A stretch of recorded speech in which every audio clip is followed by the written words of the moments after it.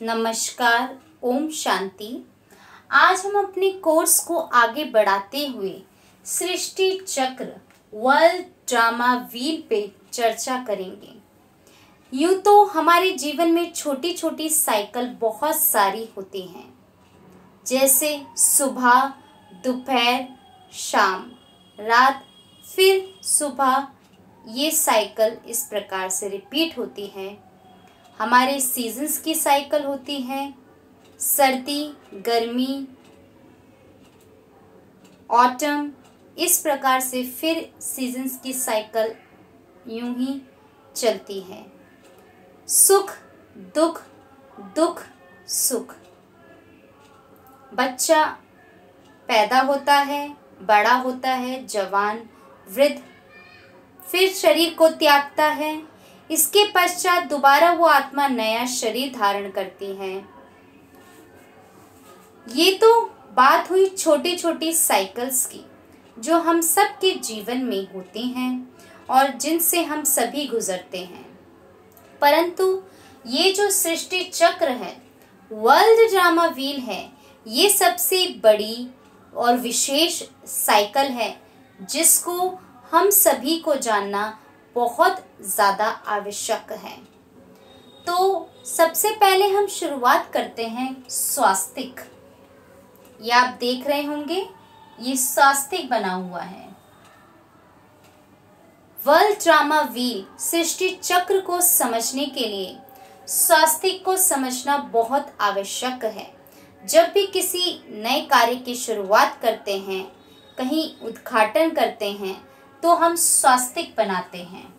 अब स्वास्तिक बनाते तो हैं, परंतु ये क्यों बनाते हैं और इसमें 4 ही खाने क्यों हैं, ये हमने कभी आज तक विचार नहीं किया होगा। परंतु ये सबसे ज्यादा विचारणीय बात है। इसमें 4 मुख्य युग होते हैं और 4 जो ये खाने हैं, ये 4 खाने जो स्वास्तिक के हैं, ये 4 मुख्य युग को ही दर्शाते हैं, जो हमारे शास्त्रों में भी गायन है। हम जानते हैं सतयुग, त्रेता, द्वापर, कलयुग। मुख्य 4 युग सतयुग, त्रेता, द्वापर, कलयुग। अब इनकी अवधि कितनी होती है, कितने वर्ष के ये चारों युग होते हैं, इस पे हम चर्चा करेंगे। तो जिस प्रकार से स्वास्तिक के अंदर 4 मुख्य खाने होते हैं और चारों खाने एकदम बराबर एक्यूरेट डिवीजन में बटे हुए हैं। ऐसा नहीं है कि इसका ये कोना इधर है तो ये इधर है, या इधर है या उधर है। बिल्कुल एक्यूरेट और सटीक बना हुआ है स्वास्तिक, एकदम राइट एंगल, बिल्कुल बराबर बराबर डिवीजन। तो जिस प्रकार से स्वास्तिक के अंदर 4 मुख्य खाने होते हैं, एकदम एक्यूरेट और बराबर डिवीजन होती है, उसी प्रकार से सतयुग, त्रेता, द्वापर, कलयुग, ये चारों जो मुख्य युग होते हैं, इनकी भी डिविजन्स एकदम एक्यूरेट और बराबर ही होती है। ऐसा नहीं है सतयुग 100 वर्ष का होगा और त्रेता 250 वर्ष का, या द्वापर 500 वर्ष का, और कलयुग जैसा कि भक्ति मार्ग या दुनिया में लोग कहते हैं कि हजारों लाखों वर्ष का होगा।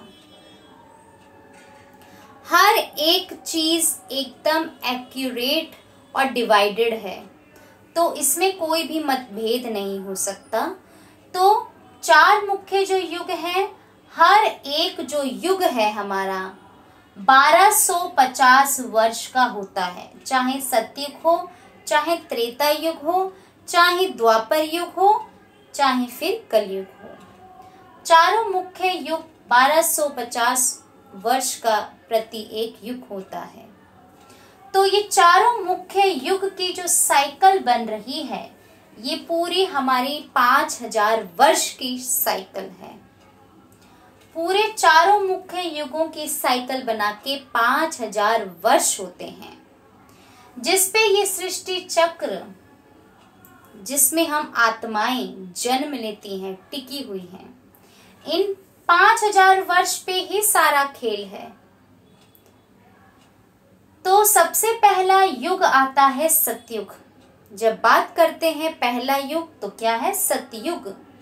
अब इसके नाम से ही समझ आता है, सत्ययुग यानी सत्य का युग, जहां सदा सब कुछ सत्य ही होता है, ट्रुथ होता है, सब कुछ एक्यूरेट और परफेक्ट होता है। वो सतयुग की दुनिया परमात्मा ने हमें बना के दी थी, जिसको हम गोल्डन एज भी कहते हैं। अब सतयुग में 1250 वर्ष होते हैं। इसमें हमारे जो आयु होती है, जो आत्माएं जन्म लेती हैं, वो देवी देवताएं कहलाते हैं। इसमें 100 से 150 वर्ष हम सब की जो भी आत्माएं जन्म लेती हैं, उनकी उतनी आयु फिक्स है।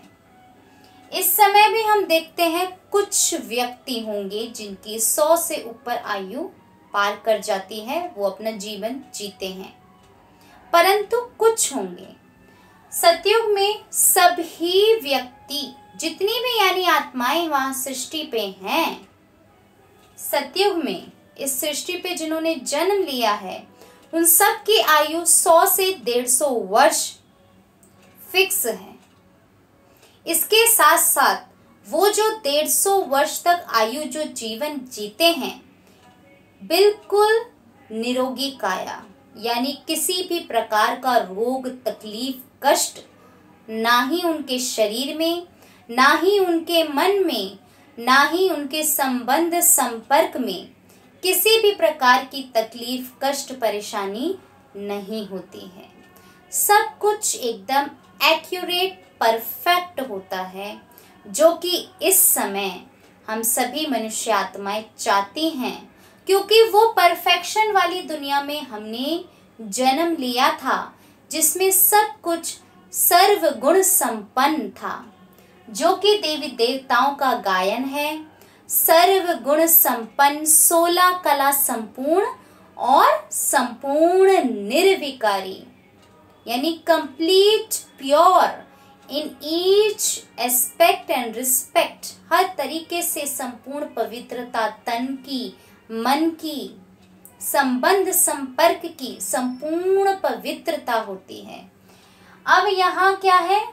श्री लक्ष्मी नारायण का राज्य चलता है।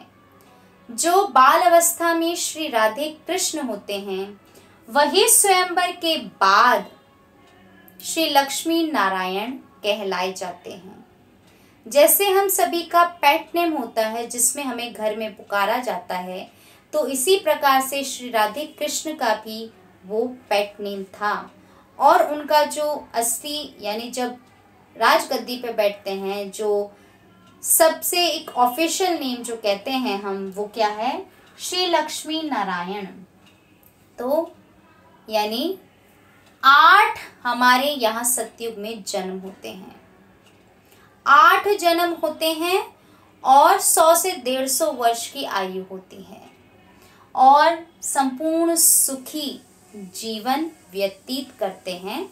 तो 8 गद्दियां ही लक्ष्मी नारायण की चलती हैं। इस कलयुग में भी जो हमारे राजा रानी रहे, जैसे एडवर्ड 1, 2, 3, आगे सीक्वेंस उस नंबर ऐड होता जाता है, जो मेन टाइटल है वही रहता है।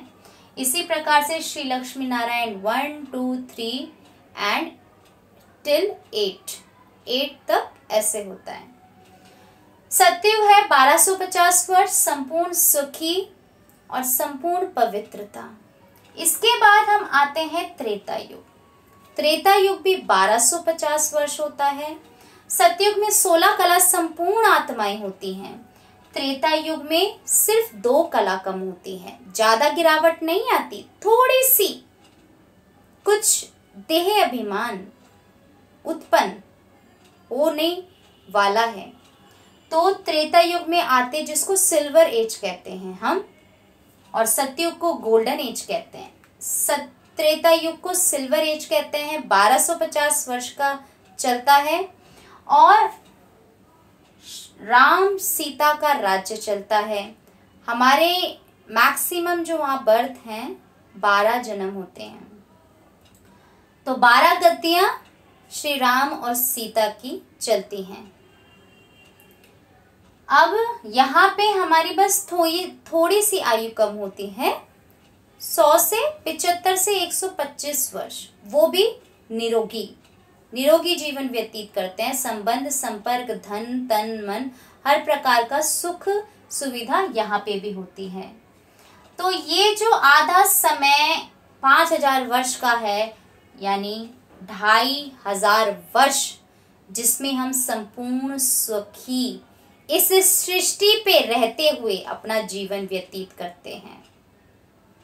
इस सृष्टि पे जो अपना जीवन बिता रहे हैं, हम दुख तकलीफ में, कष्ट में हैं, इसलिए चाहते हैं कि हमें कहीं और भेज दो या इस शरीर का से मुक्ति दो, परंतु इस सृष्टि पे रहते हुए ही शरीर के साथ संबंध संपर्क में रहते हुए सब चीजों का सुख आनंद लेते हुए संपूर्ण सुखी जीवन इस आधा कल्प में चलता है। अब यहाँ कोई दुख तकलीफ कष्ट का नामो निशान नहीं होता, तो बात ही क्या करें फिर। अब इसीलिए परमात्मा को भी पुकारने की आवश्यकता नहीं पड़ती है। यहाँ पर हम संपूर्ण आत्म अभिमानी स्थिति में नेचुरली स्थित रहते हैं, स्वतः स्थित रहते हैं। कोई अभ्यास नहीं करना पड़ता, कोई स्पिरिचुअलिटी की ओर आगे नहीं बढ़ना पड़ता, ऐसा पुरुषार्थ नहीं करना पड़ता, परंतु पहले जीवन में ऐसा पुरुषार्थ किया है आत्मा ने। इसीलिए इस सृष्टि पे जो जन्म मिला, संपूर्ण आत्म अभिमानी स्थिति, कंप्लीट सोल कॉन्शियस, एक धर्म, एक कुल, एक मत, एक भाषा, एक राज्य, यथा राजा रानी तथा प्रजा, केवल एक देवी देवता धर्म होता है, जो सनातन धर्म कहते हैं। यानी सबसे पुराना जो धर्म है देवी देवता धर्म। देवी देवता धर्म वो मनुष्य आत्माएं जो क्या थे, देने वाले, क्योंकि वो खुद संपूर्ण भरपूर थे, इसलिए वो दूसरों को दे सकते थे। और ऐसा ही हम सभी को दोबारा से बनना है। यहां से फिर हम आते हैं द्वापर युग।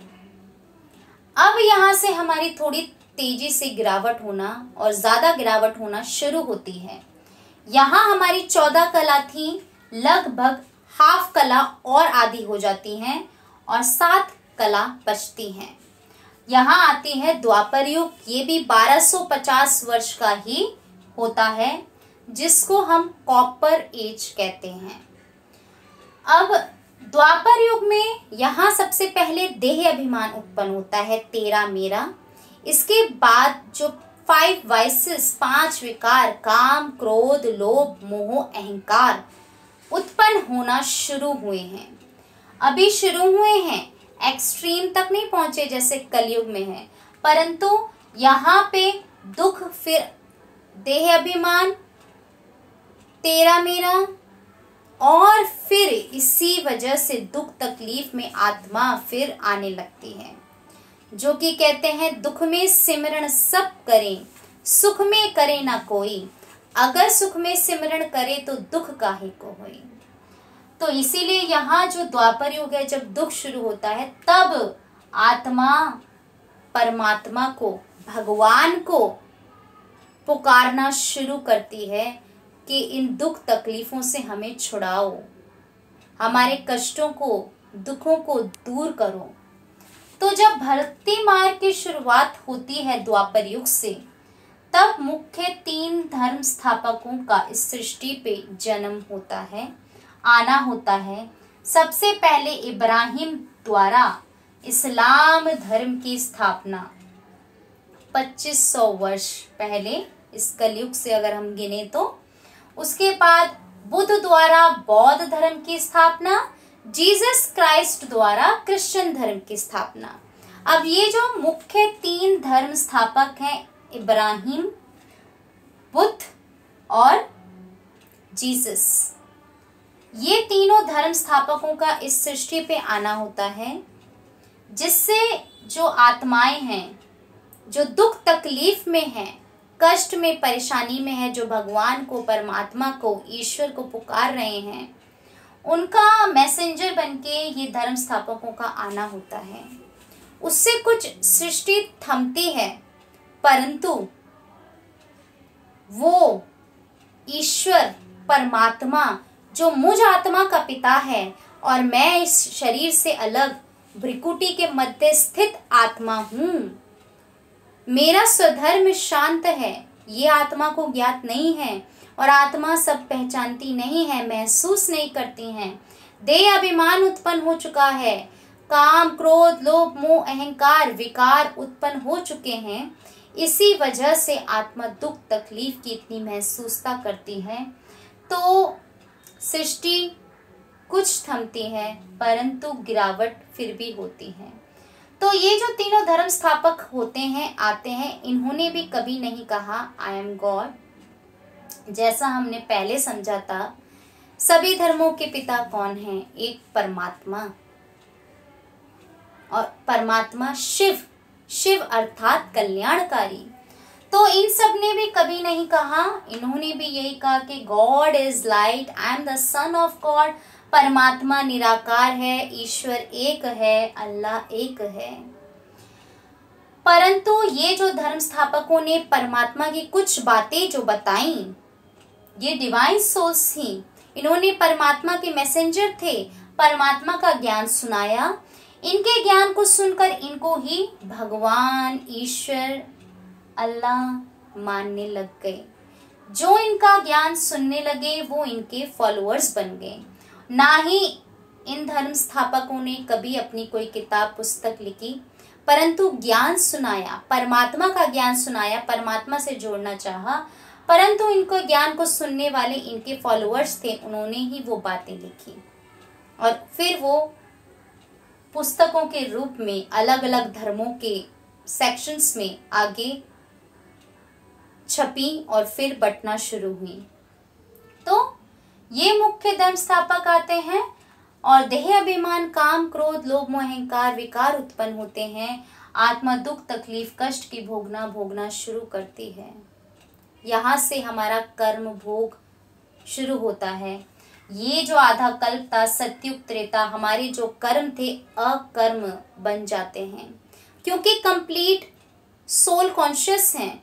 तो आत्मा सारे जो कर्म करती है अच्छे ही सदा करती है।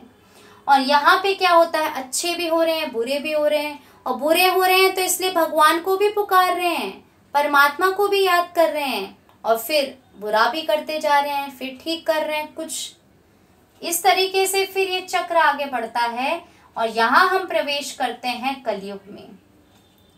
कलयुग जो है, अब यहाँ द्वापर युग से जो हमारे जन्म क्या है और बढ़ते जाते हैं। तो युग तो सारे ही 1250 वर्ष के हैं, परंतु जैसे जैसे युग आगे बढ़ रहा है, सृष्टि में गिरावट आ रही है, उसी प्रकार से हमारी जो आयु है घटती जा रही है, जन्म बढ़ते जा रहे हैं। जो कि कलयुग में आते आते हम देखते हैं, बच्चा पैदा भी होता है तभी कुछ समय बाद ही शरीर त्याग देता है। कोई 10 वर्ष में, कोई 30 वर्ष में भी जवान व्यक्ति भी अपना शरीर त्यागते हैं। हमें जिसको कहते हैं अकाले मृत्यु, हमें कोई अपने जीवन का भरोसा नहीं है। हम इतने स्वस्थ भी हैं, कुछ दुर्घटना हो जाए कुछ नहीं कह सकते। हम इतने ठीक हैं, क्या परेशानियां आ जाएं, दुख तकलीफ आ जाए, हम कुछ नहीं कह सकते। तो आयु पे निर्भर नहीं रहना चाहिए, को भी कभी भी कुछ भी हो सकता है, क्योंकि ये अचानक का समय है। इसको इसीलिए अकाले मृत्यु कहा जाता है, जो कि कलयुग में होना काफी शुरू हुई। और इस कलयुग में जो अंधकार ही, जैसे कलयुग का हमें दिख ही रहा है ये बॉक्स, जिसमें ये भी 1250 वर्ष का है, इसको आयरन एज कहते हैं। और हमारे जन्म बढ़ते जा रहे हैं और आत्मा यहाँ बिल्कुल विकारों की चरम सीमा तक पहुंच चुकी है।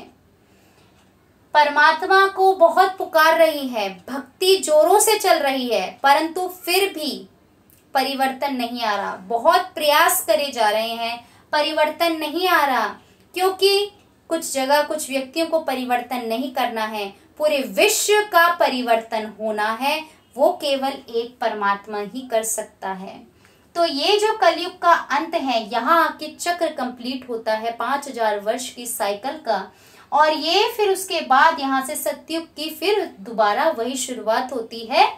और इसके बीच में कलयुग का अंत और सतयुग के आदि का जो संगम हो रहा है, इसमें एक छोटा सा युग भी शामिल है जो कोई नहीं जानता, जो कि परमात्मा ही जब इस सृष्टि पे आते हैं स्वयं बताते हैं, क्योंकि परमात्मा ही इस काल चक्र से दूर हैं, इसमें नहीं फंसे। हम आत्माएं हैं जो जन्म लेती हैं, जन्म मरण के चक्कर में आती हैं, इसलिए हमें ज्ञात नहीं है। परमात्मा द्वारा वो ज्ञान दोबारा प्राप्त होता है। और कलयुग का अंत सतयुग की आदि का जो संगम है, इसको संगम युग, कॉन्फ्लुएंस एज, लीप युग भी कहते हैं, जो लगभग 100 वर्ष का होता है। जो व्यक्ति परमात्मा से मिलन मना रहे हैं, परमात्मा के ज्ञान को सुन रहे हैं, समझ रहे हैं, जीवन में धारण कर रहे हैं, उनके लिए ये संगम युग जो डायमंड एज है, कलयुग का ही समय चल रहा है। परंतु जो आत्मा इस समय अपने जीवन में परिवर्तन कर रही हैं, परमात्मा के ज्ञान को सुनकर अपने जीवन में धारण कर रही हैं, और इस सृष्टि परिवर्तन के, विश्व परिवर्तन के कार्य में परमात्मा के सहयोगी हैं, उनके लिए ये संगम युग है, क्योंकि आत्मा का इस समय ही परमात्मा से सही मायने में मिलन होता है। और डायमंड एज इसको कहते हैं, 100 वर्ष की जो आयु का लगभग होता है, जो कि गोल्डन एज से भी ज्यादा महत्वपूर्ण है। गोल्ड से भी ज्यादा वैल्यू डायमंड की होती है।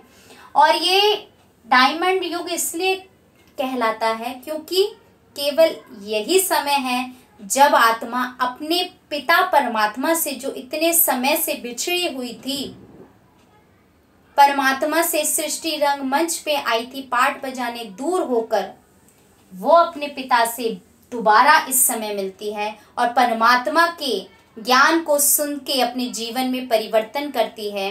ये सबसे विशेष संगम युग है जिसमें आत्मा का पिता परमात्मा से मिलन होता है और विश्व परिवर्तन का कार्य चलता है। और परमात्मा आकर ब्रह्मा की रचना करते हैं, ब्रह्मा सरस्वती की रचना करते हैं और अपना ज्ञान पूरे विश्व की चारों दिशाओं में फैलाते हैं। और फिर हम सभी आत्माएं अपने घर, परम धाम, मुक्ति धाम, सभी आत्माएं जाएंगी और परमात्मा के साथ जाएंगी अपने घर में। उसके बाद फिर नंबरवार अपने पाठ अनुसार, पुरुषार्थ अनुसार इस सृष्टि रंगमंच पे पाठ बजाने आएंगी। तो ये थी 5000 वर्ष की साइकिल जो हूबहू ऐसे ही रिपीट होती है, क्योंकि साइकिल है, वो साइकिल हमेशा ऐसे ही चलती है। तो जैसे इस प्रकार हम अभी सुन रहे हैं, 5000 वर्ष पूर्व भी हमने ऐसे ही सुना था, फिर 5000 वर्ष बाद भी फिर हूबहू हम ऐसे